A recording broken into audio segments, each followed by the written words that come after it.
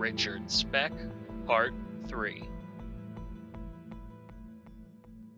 Cora was questioned by detectives immediately, and she said as much as she could remember to build a sketch of this deplorable man. As part of the description, Cora told them that he had distinct tattoos, one of which said, "Born to Raise Hell." Richard had been wanted for questioning and/or arrest for various crimes across multiple areas. His photograph had been taken many times for his many arrests, and the National Maritime Union required his photograph and fingerprints in order to get his seaman's card. And remember, the NMU was only 150 feet away from the nurse's townhouse. He frequented local taverns, rented rooms, used gas stations, and lingered in Luella Park. People saw him. Staying in the area was incredibly stupid. So stupid, in fact, that I firmly believe that his original intent was to be caught the night of the murders, but that infuriatingly dumb luck kept him free. For a few extra days, anyway. Richard was one of those people who could be easily overlooked, yet just odd enough to remember. The guy was actively lazy, a talkative loner.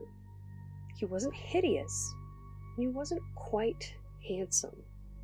There was something about him that was just off.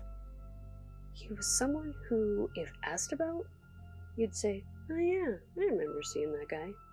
Especially with that tattoo, "Born to Raise Hell." Still Thursday, July 14th. Later that morning, after getting a few hours of sleep, Richard walked into a tavern. Of course he did. He flashed a knife that had been given to him by his brother-in-law, Gene, while rambling about people in Vietnam that he'd killed with that very knife. In his fantasy storyland, he was a tough, vigilante, rebellious, respected sailor, most masculine, manly male man bro guy ever. A news report came on about the horrific crimes. About him. He learned that he had left a survivor, a witness. He commented about what a sick person that would be to murder those women.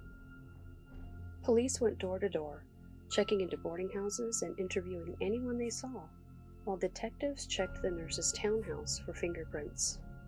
They were given a tip by the Shell gas station manager about a guy matching the description of the artist's sketch, who had kept his bags there overnight on the 12th to the 13th, and who had been angry about missing a ship. That Shell station was only about an 8-minute walk from the NMU. The detectives continued walking. They approached another gas station, which was only about a 2-minute walk from the NMU.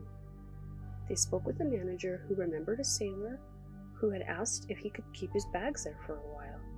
He explained that he had said no to the guy because he'd made him very uncomfortable. He'd been upset and complaining, and he had a strange tattoo that he asked him about. A nearby bartender told the detectives that he had recognized the description of the man they were looking for. He recalled him because of his unhinged behavior. He was angry and ranting about missing a ship assignment. The craziest part of this conversation entailed the bartender reaching into his trash can, only to find the exact assignment slip that Richard had thrown away. It had his full name and his sister's address and phone number because, of course, he didn't have his own. Police were now looking for a specific name: Richard Benjamin Speck. Saturday, July 16th. Richard's face was seen across the front pages of newspapers, and police were canvassing the entire area. At one point, Richard was shooting pool solo at a tavern when 2 plainclothes officers entered to speak with the bartender. Richard had only been feet away from discovery. There were multiple times when he had been moments from being found. Detectives even created a ruse in an attempt to get Richard to go to the NMU for a fake assignment. Unfortunately, the assignment they mentioned had already shipped out, and Richard happened to know that. But he knew he was on borrowed time.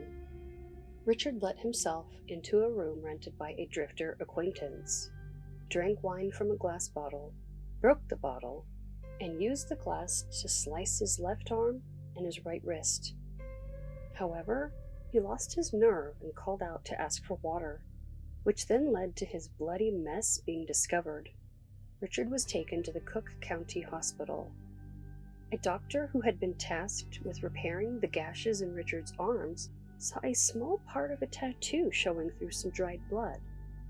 He licked his finger and rubbed some blood off, then some more, until he saw the full Born to Raise Hell tattoo. They found him. Thanks to Cora, who had paid close attention and who was somehow clear-headed enough to relay information about him, the intense manhunt for Richard Speck lasted only 3 days. Richard was detained and taken to surgery to repair his wounds. 12 policemen were vigilantly watching to be sure that he was done escaping responsibility for his grisly crimes. Meanwhile, Cora had been shown a variety of pictures to see if she could identify anyone who looked like the man she had described in the artist's sketch. She pointed to one picture and told the police that that man looked most like him. The picture she pointed to was him. She'd unknowingly ID'd Richard. While in the hospital, Cora was taken to his room with police escorts. When she left the room, she said that he was indeed the man. He was the intruder, the burglar, the murderer. Another case had an unexpected impact on the way Richard Speck was arrested. Ernesto Miranda was born 9 months before Richard. They both lost a parent at a young age. Ernesto was 5 years old when his mom died. Richard was 6 when his dad died. They both had dysfunctional relationships with their step-parents. They were both arrested for the first time at only 13 years old. They both dropped out of school and generally lived as drifters, engaging in various crimes across multiple states. Ernesto was convicted for crimes in a case which would forever connect his name to the justice system when he was 23. Richard was arrested for mass murder when he was 24. These similarities were incredibly interesting to uncover, but they were not what impacted Richard's arrest. Ernesto Miranda had confessed to serious crimes without being explicitly warned of his constitutional rights and was convicted based on that confession. June 13, 1966, exactly 1 month before Richard ended the lives of 8 innocent nurses, the United States Supreme Court issued a decision in the case of Miranda versus Arizona. The Miranda decision not only overturned Ernesto's conviction, it changed the way police approach their questioning of all suspects to what we now commonly call the Miranda warning or Miranda rights. That new standard of being Mirandized was a reminder of our rights under the 5th Amendment of the United States Constitution: the right to remain silent to avoid self-incrimination, the understanding that statements given to the police can and will be used as evidence in court, and the right to obtain legal counsel during any questioning. Because the Miranda decision was so new, police departments around the country, including those in Chicago, Illinois, were still adjusting to precisely what they needed to say when arresting and questioning suspects. Naturally, there was already a great deal of anxiety around the arrest of Richard. The police, and ultimately the state prosecution, would be heavily scrutinized. They could not afford to make any mistakes in such an important case. Out of an abundance of caution, and to avoid what happened with Ernesto Miranda, Richard wasn't questioned at all for 3 weeks after his capture. Media was in a frenzy over the horrific crimes, and Richard's face was constantly in newspapers across the country. People were hungry for information, and they demanded justice. After the assassination of President John F. Kennedy 3 years earlier, the suspect of his murder, Lee Harvey Oswald, had been walked through frenzied reporters and photographers on his way to the county jail. On live TV and captured in photographs, 24-year-old Lee Harvey Oswald was shot by a vigilante. The nearby crowd cheered and applauded when they found out. Now, few people would have shed tears if the same thing happened to 24-year-old Richard. But another death sentence by vigilante could not happen again. Police were very careful and deliberate in their handling of him. For protection, Cora was given round-the-clock security from July 14, 1966, until the trial began on April 3, 1967. She was fearful and traumatized, so the state had to be guarded in their questioning of her about that terrible night. There was a very real risk that she would shut down and be unable to remember enough to testify. During the preparation for trial, Cora's mother came to stay with her so she could feel the comfort of family. The officers who watched over them started as awkward acquaintances but ended as practically extended family. They'd gotten very close, having meals together, swimming, playing games, anything to keep Cora comfortable and safe. When it came time for her to testify, Cora wanted her officers to be in the front row as close to her as possible. A somewhat controversial decision was made by the judge to shut down any exchange of information about the trial while it was ongoing. He allowed no cameras or recording devices in the trial courtroom. Not even sketch artists were allowed. No one was allowed to enter the court while in session, nor were they able to leave while in session. No one was able to speak about the trial to anyone until the verdict returned. The state's plan was to present their case in 3 phases. Phase 1. Who or what could place Richard Speck in the area of the nurse's townhouse? Phase 2. Who or what could present the evidence of the actual crimes and deaths? Phase 3. Who or what could show what Richard said or did following the crimes? For Phase 1, witnesses to put Richard in the area of the murders included a sailor from the National Maritime Union and the owner of the Shipyard Inn, where Richard had taken LMA and where he'd stolen her gun. Phase 2. After much debate, the state was allowed to call one person to serve as a representative for each woman who was not there to speak for themselves. The defense maintained that this parade of witnesses would be prejudicial, as it would evoke too much emotion from the jury, but the judge allowed it. Their purpose was to testify of each woman's precious life and to affirm that they were no longer living due to Richard's actions. Each representative was called in order of each woman's demise. First was Pamela's mother. Though Pamela was not killed first, she was the first one taken away from the group. Second was Suzanne's father. Third was Mary Ann's brother. He was also Suzanne's fiancé. Fourth was Nina's brother. Fifth was a representative who was chosen to speak for the families of Valentina and Merlita. Sixth was Patricia's sister. And seventh was Gloria's father. As the only one who made it out alive, Cora was clearly the star witness. Physical evidence was certainly ample, but a survivor who experienced the entire event was quite possibly the best evidence they had. When she was called to testify, a decoy was sent in through the front of the court so that all the loud crowds and photographers would be distracted, while Cora quietly entered through the back door. When asked if she could see the man who committed the heinous crimes in the courtroom that day, Prosecutor William Martin later said, "Most witnesses would say he's the man in the black suit, etc., or point to him from the witness stand. Cora, and this was to everyone's amazement, mine more than anybody else, unlatched the door, stepped down from the witness stand, walked across the courtroom, went to the table where Speck was seated, went right up to him and took her finger within 2 inches of his forehead, pointed at him, and said, 'This is the man,' and pandemonium erupted briefly. This was the most dramatic moment I've ever seen in a courtroom before or since." When Cora identified Richard, the room exploded in frantic energy.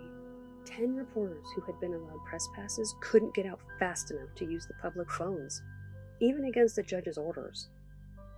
The defense called for a mistrial on the spot, stating that the identification was inappropriately grandiose and therefore prejudicial. The request was denied. Cora described the first moments of that hellish night. The knocks were done in a normal manner. I saw a man standing in the center of our door with a gun in his right hand pointed toward me. And I noticed that he had marks on his face. The clothes were dark from the shoulder to the foot, and his hair was blonde, hair combed toward the back and some hair in the front. To help the jury visualize the townhouse and to aid Cora in describing where things took place, the state presented a 3D model of the townhouse.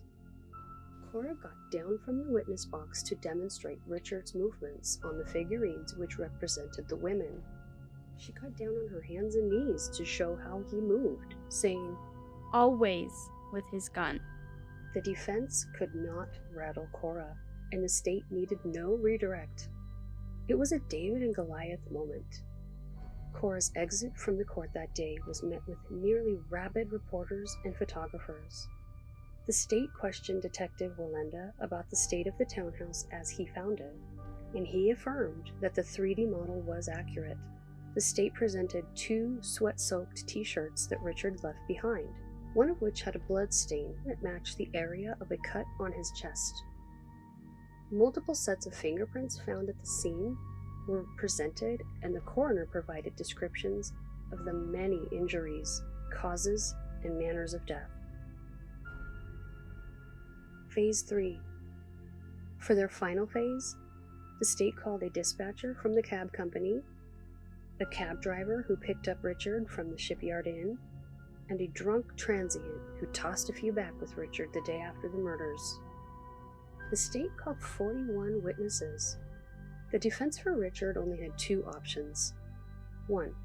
Either push that Richard did murder 8 women, but assert that he was insane, so he was not culpable.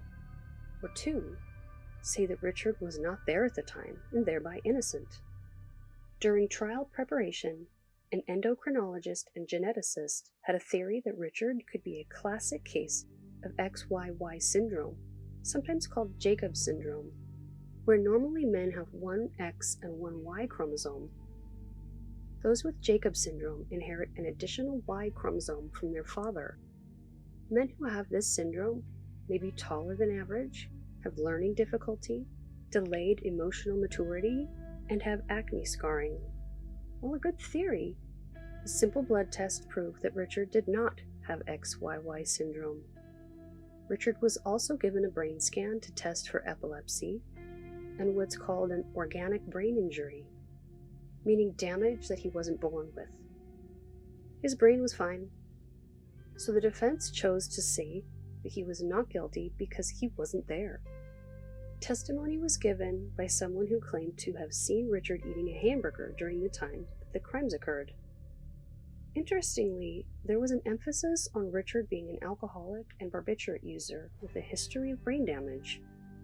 But if the theory was that Richard was not at the scene of the brutality, why does brain health matter? Why does his substance abuse matter? Richard chose to not testify on his own behalf. Thursday, April 15th. Both sides rested their cases, and the defense counsel went to a restaurant for lunch. If you have to wait, you may as well eat. But before they could take a single bite of food, the court clerk called to draw them back. The jury deliberated for a mere 49 minutes before finding Richard Benjamin Speck guilty on each of the 8 counts of murder, recommending the death penalty. He was sentenced to death in the electric chair, and the Illinois Supreme Court upheld the conviction the following year. However, in 1972, the United States Supreme Court declared that capital punishment was unconstitutional. Illinois followed suit and stopped utilizing the death penalty.